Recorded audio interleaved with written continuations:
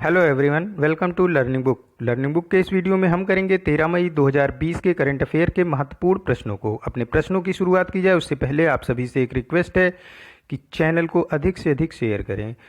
दोस्तों, learning book की family जितनी ही स्ट्रांग होगी, हम आपके लिए उतने ही अधिक और भी नॉलेजेबल वीडियोस लेके आ सकेंगे, इस पे और भी सब्जेक्ट को ऐड कर सकेंगे। तो आपसे एक ही रिक्वेस्ट है कि आपको लर्निंग बुक से ज़रा सा भी फ़ायदा हो रहा है तो हमारे चैनल को अधिक से अधिक शेयर करें।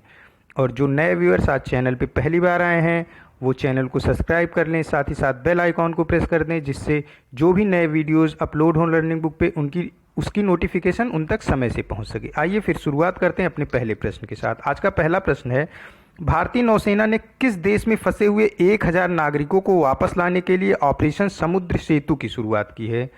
ऑपरेशन समुद्र सेतु की शुरुआत भारतीय नौसेना यानी कि इंडियन नेवी ने मालदीव में फंसे हुए भारत के 1000 नागरिकों को वापस लाने के लिए किया है। कोविड-19 के दौरान जो कहीं अन्य जगहों पे फंस गए हैं, किसी दूसरे देश में फंस गए हैं, उनके लिए इंडियन गवर्नमेंट, भारत सरकार द्वारा 2 योजनाएं चलाई जा रही हैं, 2 ऑपरेशन चलाए जा रहे हैं। एक है ऑपरेशन समुद्र सेतु, इसमें मालदीव से फंसे हुए 1000 नागरिकों को भारत वापस लाया जाएगा इस कोविड-19 महामारी के दौरान। इसमें भारत की जो नौसेना है उसकी मदद करेगा आईएनएस जलस्व और आईएनएस मगर, यानी इंडियन आईएनएस का क्या फुल फॉर्म है? आईएनएस का फुल फॉर्म है इंडियन नेवल शिप। इसमें नाम रखे जाते हैं, जो शिप होती है, जो नाव होती है नेवी की, वो क्या होती है, उसका नाम रखा जाता है, तो उसका नाम है जलस्व और मगर। ये दोनों आईएनएस वहाँ मालदीव से 1000 लोगों को भारत वापस लेके आएंगे कोविड-19 के दौरान, जो कि वहाँ पे फंस गए हैं और भारतीय नागरिक हैं। इसी तरीके से ऑपरेशन वंदे भारत से क्या करेंगे? वंदे भारत में फ्लाइट के जरिए एयर इंडिया के फ्लाइटें 64 उड़ान भरेंगी, 12 देशों से लगभग 15,000 लोगों को वापस लाया जाएगा भारत में, जो किसी अन्य देश में इस कोविड-19 के दौरान, महामारी के दौरान फंस गए हैं। उन्हें भारत सरकार वंदे भारत ऑपरेशन के जरिए 64 उड़ानों के से 12 अलग अलग देशों से भारत वापस लाएगी। और साथ ही साथ श्रमिक एक्सप्रेस भी चलाई गई है। ये ट्रेन है जिसमें क्या होगा कि अगर आप किसी अन्य राज्य से हैं और किसी दूसरे राज्य में फंसे हुए हैं और अपने गृह राज्य, जहां के आप मूल निवासी जिस राज्य के हैं, वहां जाने चाहते हैं, तो उसके लिए भारत सरकार ने श्रमिक एक्सप्रेस चलाया है, जिसमें श्रमिक, छात्र, तीर्थयात्री, पर्यटक और कोई भी अन्य व्यक्ति जो कहीं पे फंसा हुआ है और अपने गृह राज्य वापस जाना चाहता है, उनके लिए श्रमिक एक्सप्रेस चलाया गया है। तो यानी कि तीनों तरीके से 3 मोड ऑफ ट्रांसपोर्टेशन से इंडियन गवर्नमेंट लोगों को ले आ रही है। एक तो ऑपरेशन समुद्र सेतु, समुद्र के रास्ते मालदीव से 1000 लोग लाए जाएंगे, फ्लाइट के जरिए 12 देशों से लगभग 15,000 लोग लाए जाएंगे, और अपने ही देश में जो कहीं पे दूसरे राज्यों में फंस गए हैं वो श्रमिक एक्सप्रेस के जरिए अपने गृह राज्य में पहुंचाए जाएंगे। मालदीव की राजधानी माले है, यहाँ की करेंसी मालदीवियन रुपया है, और यहाँ के राष्ट्रपति इब्राहिम मोहम्मद सोहिल हैं। नेक्स्ट क्वेश्चन है, पीरामल फाउंडेशन के सहयोग से किस संगठन ने सुरक्षित दादा दादी नाना नानी अभियान की शुरुआत की है? नीति आयोग ने पीरामल फाउंडेशन के सहयोग से सुरक्षित दादा दादी और नाना नानी अभियान की शुरुआत की है। ये बेसिकली ये वरिष्ठ नागरिकों के लिए है, और इसका नाम दादा दादी और नाना नानी रखा गया है क्योंकि ये लोग वरिष्ठ नागरिक होते हैं। और ये इसमें क्या है कि कोविड-19 के दौरान जो बूढ़े बुजुर्ग व्यक्ति हैं उनका स्पेशल ध्यान रखा जाए, इसी के लिए पीरामल फाउंडेशन और नीति आयोग द्वारा इसको शुरुआत किया गया है। हमारे नीति आयोग के चेयरमैन नरेंद्र मोदी हैं, और इसके वाइस प्रेसिडेंट राजीव कुमार हैं, और इसके सीईओ अमिताभ कांत हैं। क्या है? पीरामल फाउंडेशन एक एनजीओ है जो कि हेल्थ केयर, एजुकेशन और लोगों के जीवन स्तर को सुधारने के लिए कार्य करता है। ये पीरामल फाउंडेशन यूथ एम्पावरमेंट पे भी कार्य करता है। कुल मिला के इसे एक परोपकारी संगठन माना जाता है। और अजय पीरामल और स्वाति पीरामल इसके फाउंडर हैं, जो कि इसके फाउंडर अजय पीरामल और स्वाति पीरामल हैं। इसका हेडक्वार्टर मुंबई, महाराष्ट्र में है। नीति आयोग क्या है? देखिए, पहले जो था नीति आयोग, ये योजना आयोग के नाम से जाना जाता था, यानी कि प्लानिंग कमीशन के नाम से जाना था। जब माननीय प्रधानमंत्री जी मोदी जी पहली बार प्रधानमंत्री बने 2014 में, तो उन्होंने इसका नाम चेंज करके, प्लानिंग कमीशन का नाम चेंज करके, योजना आयोग का नाम बदल करके नीति आयोग कर दिया गया। नीति का क्या फुल फॉर्म है? National institute for transforming India. National NITI Aayog और पीरामल फाउंडेशन वरिष्ठ नागरिकों के लिए दादा दादी नाना नानी अभियान की शुरुआत की गई है, जिससे उनका विशेष ख्याल रखा जा सके इस कोविड-19 पैंडेमिक के दौरान, क्योंकि कोविड-19 का इन्फेक्शन जो डेथ रेट है उसमें मैक्सिमम डेथ रेट जो 60 से एबव हैं उन्हीं की हो रही है। नेक्स्ट क्वेश्चन है, हिमाचल प्रदेश सरकार द्वारा प्रवासी लोगों के परिवार के सदस्यों को शिक्षित करने के लिए कौन सा कार्यक्रम शुरू किया गया है? ये कार्यक्रम है निगाह। अन्य प्रदेश के जो लोग भी हिमाचल प्रदेश में रह रहे हैं उनके लिए निगाह कार्यक्रम की शुरुआत की है हिमाचल प्रदेश सरकार ने, जिससे उन्हें शिक्षित किया जा सके। साथ ही साथ हिमाचल प्रदेश सरकार ने संजीवनी ओपीडी की शुरुआत की है, जो ऑनलाइन मेडिसिन की सुविधा उपलब्ध कराता है। साथ ही साथ ऑनलाइन अगर आप डॉक्टर से परामर्श लेना चाहते हैं, हिमाचल प्रदेश के हैं, तो उसकी सुविधा भी संजीवनी ओपीडी द्वारा दी जा रही है। हिमाचल प्रदेश सरकार ने 120 दिन की रोजगार गारंटी योजना भी शुरुआत की है, जिसमें पूरे साल में लोगों को 120 दिन का रोजगार गारंटी योजना मिलेगा, जिसका नाम मुख्यमंत्री रोजगार गारंटी योजना है। हिमाचल प्रदेश की राजधानी गर्मियों के दिनों में शिमला होती है और सर्दियों के दिनों में धर्मशाला हो जाती है। यहाँ के मुख्यमंत्री जयराम ठाकुर हैं और गवर्नर बंडारू दत्तात्रेय हैं। नेक्स्ट क्वेश्चन है, लास्ट एट होम। लास्ट मतलब कि खो जाना। लास्ट एट होम शीर्षक वाली रिपोर्ट के अनुसार 2019 में नए आंतरिक विस्थापन की कुल संख्या भारत में 5 मिलियन थी। इस रिपोर्ट को किसने जारी किया था? इस रिपोर्ट को यूनिसेफ ने जारी किया था। यूनिसेफ ने जो ये रिपोर्ट जारी की थी, इसका शीर्षक क्या था? Last at home. Last means क्या होता है? खो जाना, अपने घर का खो जाना ही है। तो इसी शीर्षक से इसने एक रिपोर्ट जारी की। इस रिपोर्ट में क्या बताया गया कि लगभग 50 लाख से ऊपर लोग जो है अपने आंतरिक विस्थापन, अपने ही देश में विस्थापित होना पड़ा। इसका कारण प्राकृतिक आपदा हो सकता है या फिर आपसी संघर्ष या हिंसा हो सकती है। भारत में प्राकृतिक आपदा के कारण लगभग 50 लाख लोगों को अपने घरों से विस्थापित होना पड़ा और आपसी संघर्ष और हिंसा की वजह से लगभग 20,000 लोगों को विस्थापन करना पड़ा अपने घरों से। तो इसी पे एक रिपोर्ट थी। 2019 में सबसे ज़्यादा अगर कहीं पे वो विस्थापन हुआ तो वो भारत था, लेकिन संघर्ष और हिंसा की वजह से भारत में सिर्फ और सिर्फ 19,000 विस्थापन हुए थे।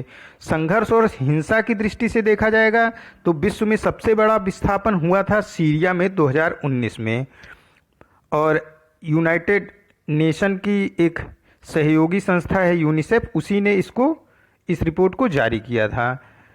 तो यूनिसेफ ऑप्शन सी है। यूनिसेफ का फुल फॉर्म क्या होता है? United Nations children's fund. इसका हेडक्वार्टर न्यूयॉर्क यूएसए में है और इसके डायरेक्टर हेनरिटा होल्समैन 4 हैं। नेक्स्ट क्वेश्चन है, किसने आईआईटी के साथ Punjab national bank housing finance limited ने पुनः प्रायोज्य पीपीई किट विकसित करने के लिए एक समझौता ज्ञापन पर हस्ताक्षर किया है? आईआईटी दिल्ली ने पंजाब नेशनल बैंक के साथ एक मेमोरेंडम ऑफ अंडरस्टैंडिंग पे साइन किया है, जिसमें आईआईटी दिल्ली को धुलाई मतलब ऐसी किट को विकसित करने के लिए समझौता किया है आईआईटी दिल्ली ने Punjab national bank housing finance से, जो कि धुलाई जिसकी की जा सके, ऐसी पीपीई किट और सर्जिकल मास्क डेवलप करेगी। और इस पे रिसर्च के लिए पंजाब नेशनल हाउसिंग फाइनेंस इसको फाइनेंशियल सपोर्ट देगा। इससे जो हेल्थ केयर वर्कर हैं इनको कोविड-19 से लड़ाई के दौरान मदद मिलेगी, साथ ही साथ इनकी सुरक्षा भी होगी। जो आपका Punjab national bank housing finance limited है, इसने दिल्ली आईआईटी के department of textile and fibre engineering के साथ fast track research and develop department से पीपीई किट के लिए मटेरियल जो तैयार होगा उसके लिए इसने समझौता किया है।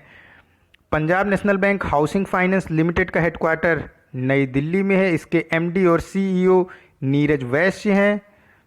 आईआईटी दिल्ली के डायरेक्टर वी राम गोपाल राव हैं।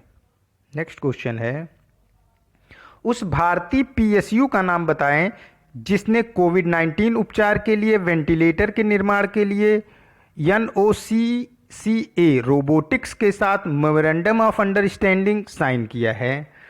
देखिए, ये भारतीय पीएसयू है Bharat dynamics limited. Bharat dynamics limited ये आईआईटी कानपुर का एक स्टार्टअप है जो कि आईआईटी कानपुर के छात्र अमिताभ बंदोपाध्याय के देखरेख में हो रहा है।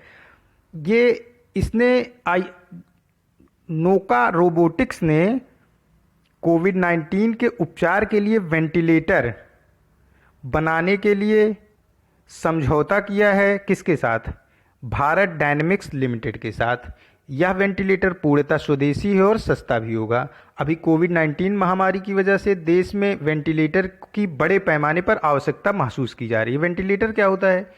वेंटिलेटर जीवन रक्षक इकाई है। जैसे जब कोई रोगी बीमारी की जटिल अवस्था में पहुंच जाता है तो उसे वेंटिलेटर की आवश्यकता होती है। इसमें वे सारे इक्विपमेंट लगे होते हैं जो उनकी जीवन की रक्षा करने के लिए होते हैं। जैसे कोई रोगी है, जब वो अपने एकदम जटिलतम अवस्था में पहुंचेगा तो उसका हार्ट बीट बंद होने लगेगा, तो वेंटिलेटर में आर्टिफिशियल तरीके से हृदय गति को एक नियमित तरीके से चलाया जाता है कि हो सकता है थोड़ी देर बाद रोगी अपने आप को रिकवर कर ले। इसीलिए वेंटिलेटर का इस्तेमाल होता है। तो वेंटिलेटर का काफ़ी इस्तेमाल हो रहा, अभी आवश्यकता बढ़ी है वेंटिलेटर की कोविड-19 के दौरान। इसलिए नोका रोबोटिक्स जो कि आईआईटी कानपुर की जो है स्टार्टअप कंपनी है, उसने भारत डायनेमिक्स लिमिटेड के साथ समझौता किया है वेंटिलेटर बनाने का। भारत डायनेमिक्स लिमिटेड का हेडक्वार्टर हैदराबाद तेलंगाना में है। इसके चेयरमैन और एमडी सिद्धार्थ मिश्रा हैं। आईआईटी कानपुर के डायरेक्टर अभय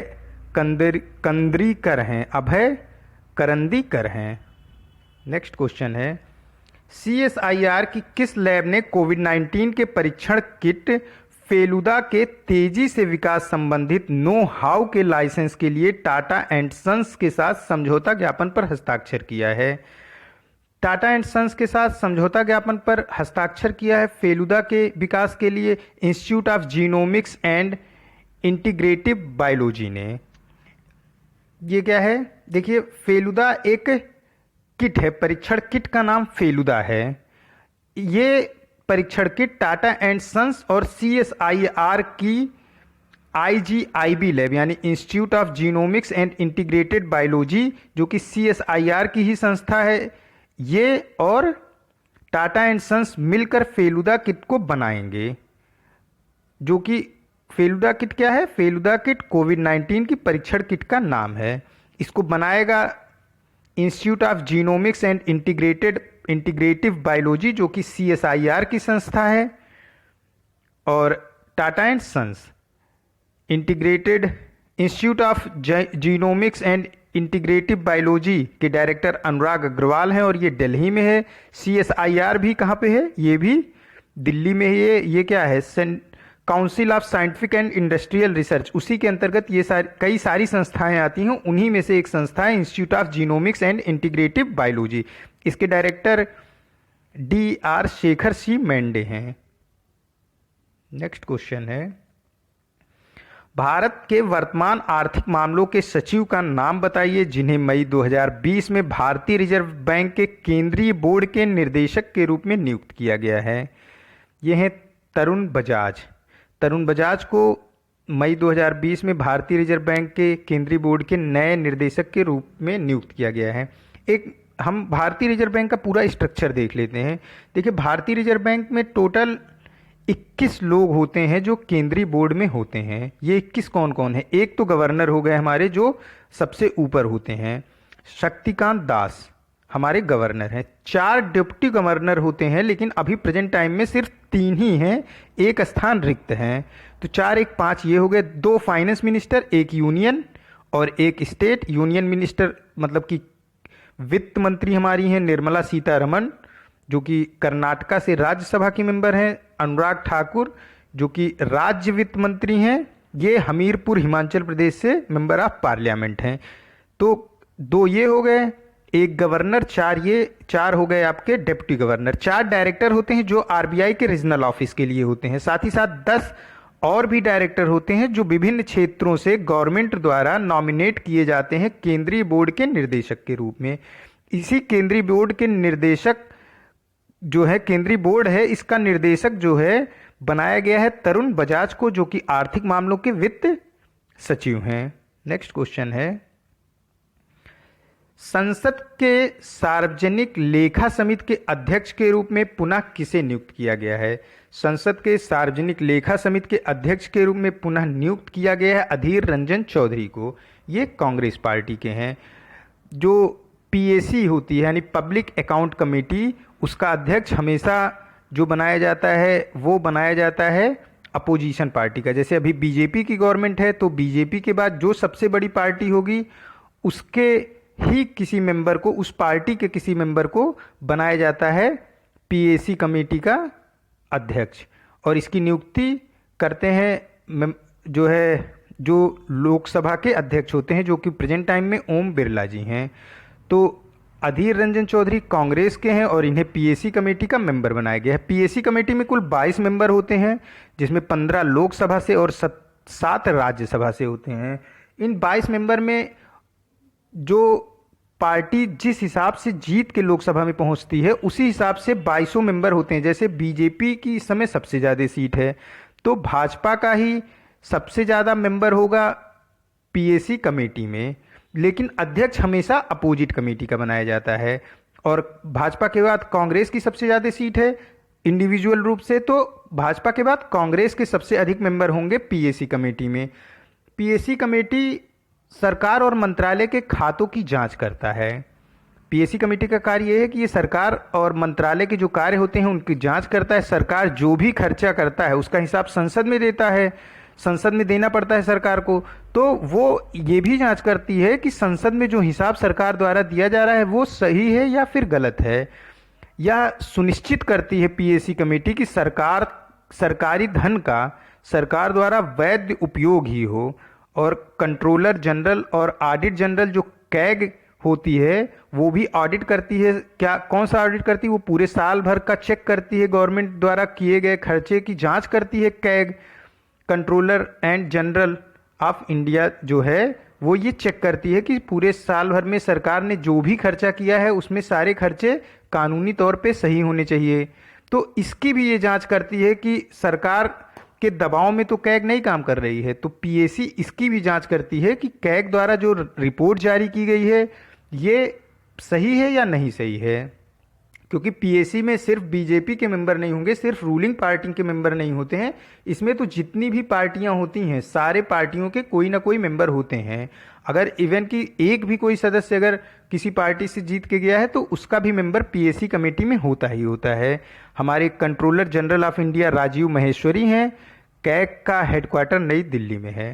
नेक्स्ट क्वेश्चन है, उस आईआईटी प्रोफेसर का नाम बताइए जिसने विज्ञान और प्रौद्योगिकी विभाग, department of science and technology द्वारा प्रदत्त नैनो साइंस एंड टेक्नोलॉजी में यंग कैरियर अवार्ड 2020 को प्राप्त किया है।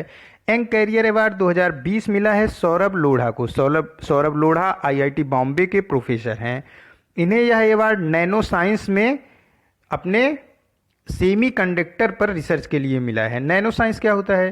देखिए, नैनो साइंस में हम केमिकल और फिजिकल चेंज के बारे में बहुत ही छोटे स्केल पर रिसर्च करते हैं। मतलब इसको ऐसे समझिए कि जैसे पानी, वाटर मिलके बना होता है हाइड्रोजन और ऑक्सीजन से। अब हमने एक तो रिसर्च की कि वाटर मिलके बना है हाइड्रोजन और ऑक्सीजन से। अब हम दूसरी रिसर्च करेंगे कि हाइड्रोजन किससे मिलके बना है, तो पता चला हाइड्रोजन मिलके बना हुआ है एटम से।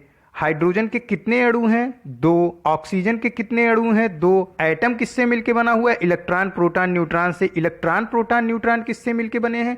तो आप जितने भी सूक्ष्मतम स्तर पर जा सकते हैं किसी भी फिजिकल और केमिकल रिसर्च में, उसी को नैनो साइंस बोलते हैं।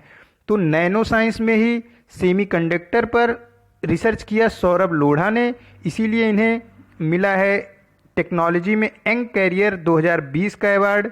ये आईआईटी बॉम्बे के प्रोफेसर हैं। नेक्स्ट क्वेश्चन है, भारत में किस राष्ट्रीय महत्व के संस्थान ने कोविड-19 परीक्षण के लिए 2 प्रकार के स्वैब नाक और मुख के लिए और वायरल परिवहन माध्यम को विकसित किया है। देखिए, स्वैब को और वायरल परिवहन माध्यम को विकसित किया है Shri Chitra Tirunal institute for medical science and technology ने। ये तिरुवनंतपुरम केरला में स्थित है। स्वैब क्या होता है? स्वैब, आप इसको ऐसे समझिए कि कोई कॉटन का टुकड़ा या फिर कोई नायलॉन का टुकड़ा जिसमें मुख से निकाला गया सलाइवा और नाक से निकाली गई म्यूकस को प्रिजर्व करके हम किसी मीडियम में वायरल जो ये वायरल परिवहन है इसमें रख देते हैं। कोविड-19, अभी ऐसे इसको और समझते हैं दूसरी तरीके से कि कोविड-19 के पेशेंट को टेस्ट करने के लिए दो चीज़ों का इस्तेमाल जनरली किया जा रहा है प्रेजेंट टाइम में। एक तो नाक से म्यूकस निकाल रहे हैं और दूसरा लार यानी कि सलाइवा को मुख से निकाला जा रहा है। अब इनको आप सैंपल लेके तुरंत तो टेस्ट कर नहीं सकते हो, तो उसको आपको लेके जाना पड़ेगा लैब तक। तो लैब तक ले जाने के लिए उसको प्रिजर्व करना पड़ता है। तो उसी के लिए जहाँ पे प्रिजर्व करते हैं वो एक कॉटन का या फिर नायलॉन का टुकड़ा है जिसे स्वैब कहते हैं, स्वैब कहा जाता है। ये स्वैब पे नाक से म्यूकस के लिए अलग तरीके का स्वैब विकसित किया है और मुख से लार्वा के लिए अलग तरीके का स्वैब विकसित किया है। इसमें इसको प्रिजर्व करके रख लेते हैं, प्रिजर्व करके रखा जाता है किसमें? वायरल परिवहन माध्यम में। और फिर लेबोरेटरी पहुंच के जब इसकी जांच करनी होती है तो इसको उससे निकाला जाता है। कोविड-19 आरएनए बेस्ड है क्या वायरस? तो कोविड-19 आरएनए बेस्ड वायरस है, तो इसी में उस आरएनए को ढूंढा जाता है। इनके सलाइवा और म्यूकस, सलाइवा जो मुख से निकाला गया और जो म्यूकस नाक से निकाला गया, तो उससे उस आरएनए को ढूंढा जाता है।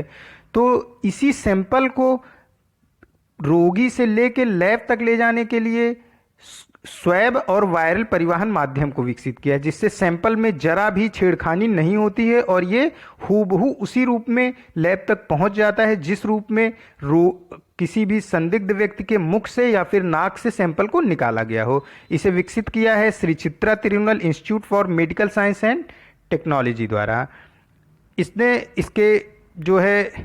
इसने और भी कई काम किए हैं।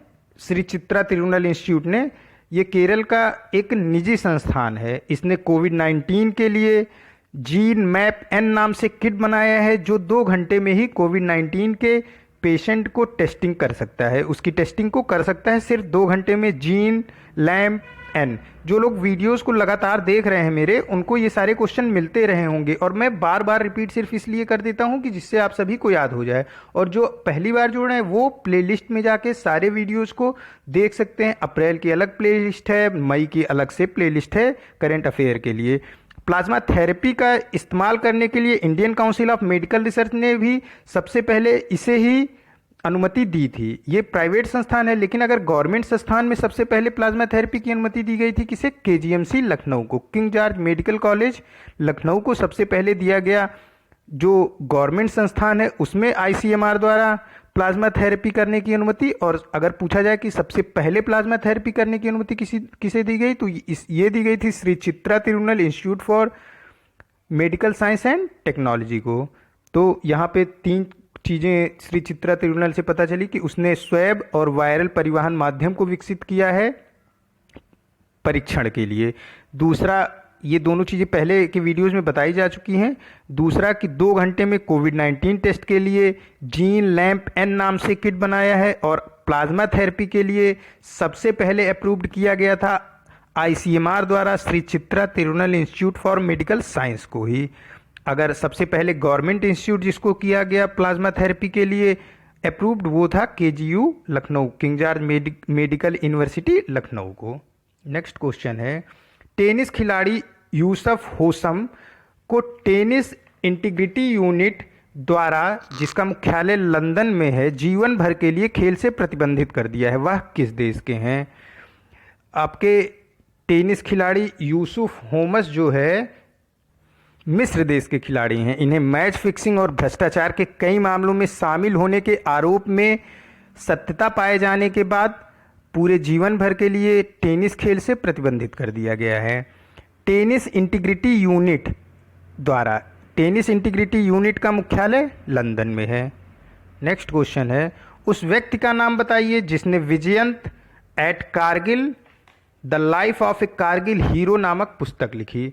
Vijayant at Kargil the life of a Kargil hero नामक पुस्तक बी.एन. थापर और नेहा द्विवेदी द्वारा लिखी गई है। वी.एन. थापर विजयंत एक हमारे कैप्टन थे, इनका पूरा नाम था विजयंत थापर। ये कैप्टन थे, इन्हें वीर चक्र से भी सम्मानित किया जा चुका है। इन्होंने वीरता के साथ कारगिल युद्ध में अपना देश की रक्षा की थी, अपने देश की रक्षा की थी विजयंत थापर। इनके पिता का नाम वी.एन. थापर है। ये खुद भी कर्नल पद से रिटायर हुए थे भारतीय आर्मी के, और इनकी बेटी का नाम नेहा द्विवेदी है। तो इनके पिता वी.एन. थापर और इनकी बेटी नेहा द्विवेदी दोनों ने मिलकर अपने Vijyant at Kargil the life of a Kargil hero नामक पुस्तक लिखी है। ये पुस्तक 15 मई को ई बुक की तरह जारी की जाएगी और इस बुक को पेंगुइन रैंडम हाउस द्वारा प्रकाशित भी किया जाएगा।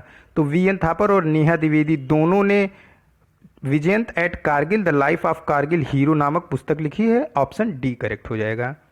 नेक्स्ट क्वेश्चन है, अंतर्राष्ट्रीय नो डाइटिंग डे कब मनाया गया? अंतर्राष्ट्रीय नो डाइटिंग डे मनाया जाता है प्रत्येक वर्ष 6 मई को। क्या होता है कि डाइटिंग को स्वास्थ्य की दृष्टि से अच्छा नहीं माना जाता, लेकिन लोग डाइटिंग के प्रति लोगों के मन में एक भ्रांति होती है कि अगर हम डाइटिंग करेंगे तो हम दुबले हो जाएंगे, खास करके लड़कियों में।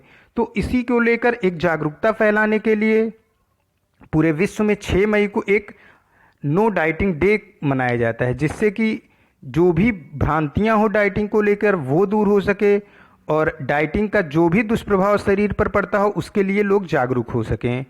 और डाइटिंग से दुबला इंसान नहीं होता है, डाइटिंग बल्कि शरीर को नुकसान पहुंचाता है। डाइटिंग के अलावा हम जो खाते पीते हैं वो हमारे स्वास्थ्य के लिए अच्छा हो, जैसे सलाद का सेवन ज़्यादा करें, इन सब चीज़ों से ज़्यादा फर्क पड़ता है आपकी बॉडी पे, बल्कि डाइटिंग से शरीर हमारा नुकसान ही होता है। उसी सब की जागरूकता के लिए प्रत्येक वर्ष 6 मई को इंटरनेशनल नो डाइटिंग डे मनाया जाता है। नेक्स्ट क्वेश्चन है, विश्व मौसम विज्ञान संगठन वर्ल्ड मेट्रोलॉजिकल ऑर्गेनाइजेशन के अनुसार रिकॉर्ड स्तर का ओजोन क्षेत्र जो अब बंद हो गया है वो कहाँ स्थित था? ये स्थित था आर्कटिक पे। आर्कटिक साउथ पोल के ऊपर के क्षेत्र को कहते हैं। जो ज्योग्राफी पढ़ते होंगे उन्हें तो ये पता होगा, तो एक मैं समझाने की दृष्टि से आपको बताता हूँ कि ग्लोब जो होता है, भारत को ग्लोब पूरे विश्व का जो ग्लोब है, गोल सा ग्लोब होता है, वो कई सारे लोगों ने देखा होगा। तो ग्लोब पे काल्पनिक रेखा खींची जाती है जो ग्लोब को हॉरिजेंटली डिवाइड करता है पूरा, यानी कि हॉरिजेंटल तरीके से जो ग्लोब को डिवाइड करेगा इसे इक्वेटोरियल लाइन बोलते हैं। और जो वर्टिकल तरीके से ग्लोब को डिवाइड करता है, ये सारी लाइनें इमेजिनरी लाइन है। इसे वर्टिकल तरीके से जो डिवाइड करता है इसे पोल बोलते हैं। तो पोल साउथ साइड का जो होगा उसे साउथ पोल, जो नॉर्थ साइड का पोल होता है उसे नॉर्थ पोल बोलते हैं। इसी साउथ पोल के ऊपर आर्कटिक क्षेत्र था जिस पे सबसे बड़ा ओजोन छिद्र पाया गया था, लेकिन अभी प्रेजेंट टाइम में ये ओजोन छिद्र पूरी तरीके से बंद हो गया है, क्योंकि लॉकडाउन के दौरान सारी गतिविधियां बंद थी, सारे पोल्यूशन का स्तर पूरे विश्व में लगातार कम हुआ।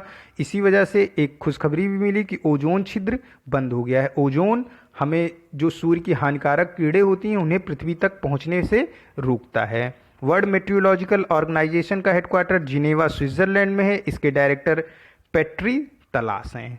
नेक्स्ट क्वेश्चन है, उस मंत्रालय का नाम बताइए जिसने राहत संबंधित ड्रोन प्रयोग की अनुमति के लिए गार्ड पोर्टल लॉन्च किया है। देखिए, ड्रोन का इस्तेमाल कोविड-19 के दौरान बहुत ही ज़्यादा किया जा रहा है। कारण ये है कि ड्रोन को आप कहीं भी भेज सकते हो अपने सेफ जगह पे रह के।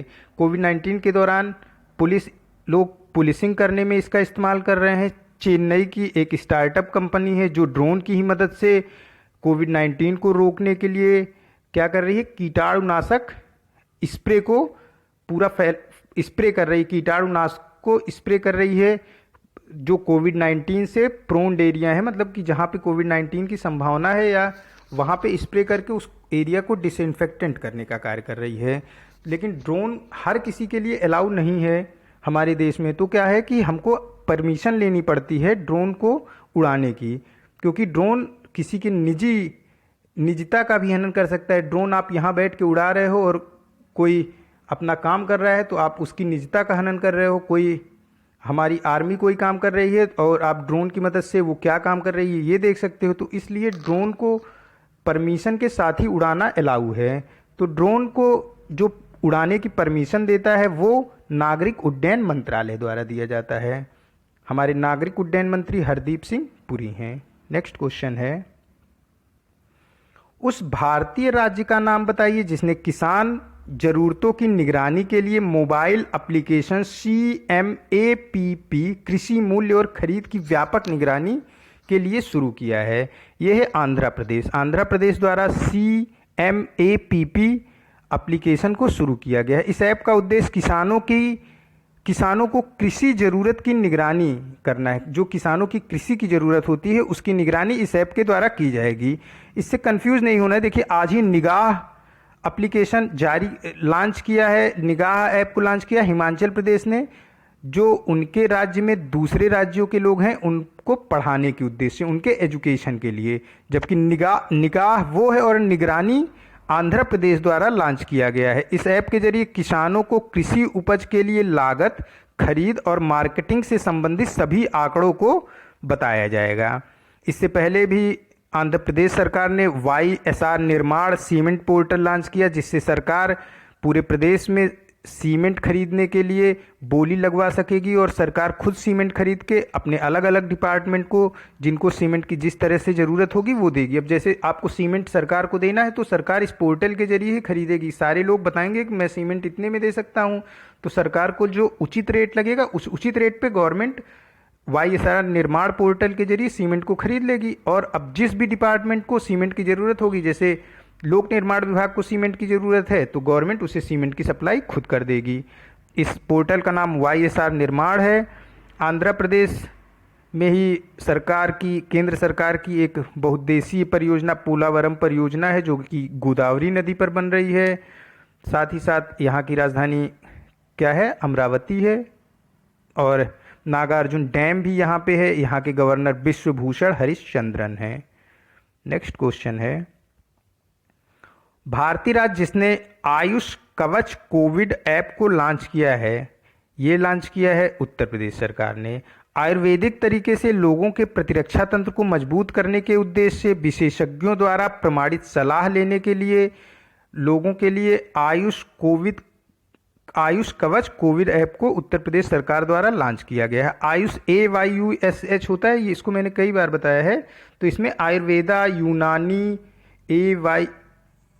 योगा, यूनानी, सिद्धा, होम्योपैथिक, ये सारी पद्धतियां होती हैं। तो आयुष कवच से एक प्रमाणिक तरीके से प्रतिरक्षा तंत्र को मजबूत करने के लिए सरकार द्वारा इसको लॉन्च किया गया है, कि जिससे लोगों का प्रतिरक्षा तंत्र मजबूत होगा तो कोविड-19 से लड़ाई में लोग मजबूती के साथ खड़े होंगे। जिसका प्रतिरक्षा तंत्र मजबूत है उसे कोरोना वायरस कोई भी हानि नहीं पहुंचा पा रहा है। इसीलिए इसी को देखते हुए आयुष कोविड कवच को लॉन्च किया है उत्तर प्रदेश सरकार ने। उत्तर प्रदेश के मुख्यमंत्री योगी आदित्यनाथ हैं। यहाँ की गवर्नर आनंदीबेन पटेल हैं। उत्तर प्रदेश की राजधानी लखनऊ है। उत्तर प्रदेश सरकार ने जन सुनवाई पोर्टल भी लॉन्च किया है। इस पोर्टल पे रजिस्ट्रेशन किया जा रहा है उन लोगों का जो किसी अन्य राज्य के हैं और उत्तर प्रदेश में फंसे हुए हैं। साथ ही साथ उन लोगों का भी रजिस्ट्रेशन किया जा रहा है जो उत्तर प्रदेश के हैं और किसी अन्य राज्य में फंसे हुए हैं। यानी कि अगर आप उत्तर प्रदेश के हैं और किसी अन्य राज्य में फंसे हैं तो भी आप जन सुनवाई पोर्टल पे अपना रजिस्ट्रेशन करा सकते हैं। गवर्नमेंट आपको उत्तर प्रदेश लाने की व्यवस्था करेगी। साथ ही साथ अगर आप किसी दूसरे राज्य के हैं और उत्तर प्रदेश में फंसे हुए हैं तो भी आप जन सुनवाई पोर्टल पर अपना रजिस्ट्रेशन करा सकते हैं। सरकार आपको आपके गृह राज्य भेजने की व्यवस्था करेगी। ये आज का लास्ट क्वेश्चन था। मिलते हैं नेक्स्ट करंट अफेयर में। तब तक के लिए keep study on learning book. Thank you for watching this.